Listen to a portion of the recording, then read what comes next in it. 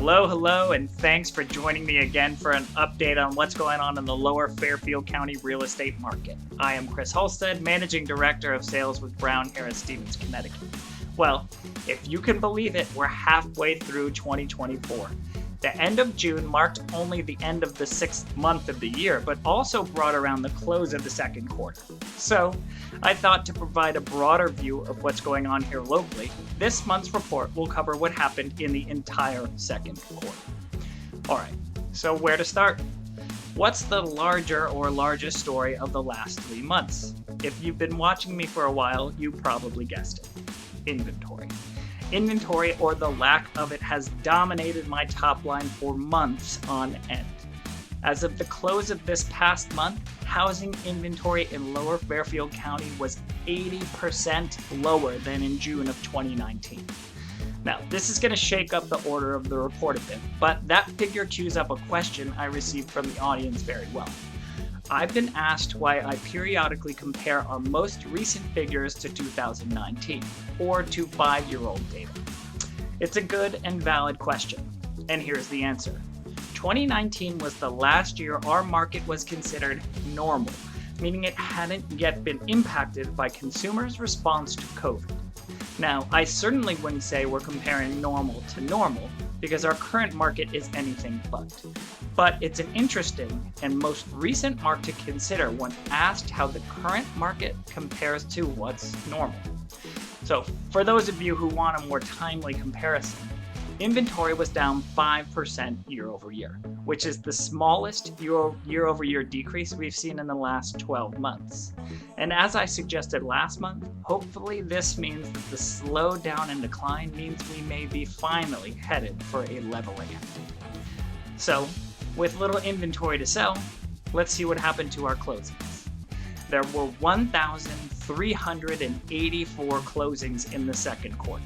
That's a 6% decrease from the same quarter last year, and get this, the lowest total for the quarter since 2009, the quarter immediately following the Great Financial Crisis.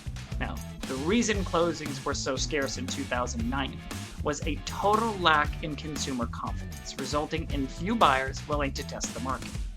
This was a buy-side problem.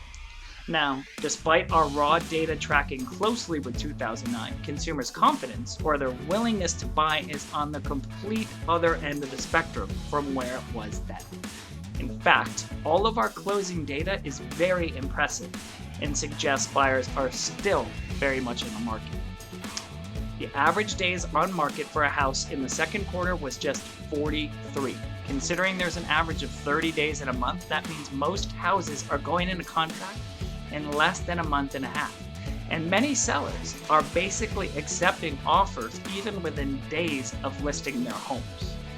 43 is a decrease of 30% from the same quarter last year, and is an all-time record low for the quarter. Now, our average list to sale price is again, and no surprise here, well over 100%, clocking in at 104.3%. And our absorption rate is down to just 3 months of inventory. All indications that the market is still incredibly efficient. That said, it will be interesting to see where these numbers come in next month. July is historically a slower month as people are busy enjoying their summer. And anecdotally, I've heard throughout my offices that there is some buyer fatigue out there.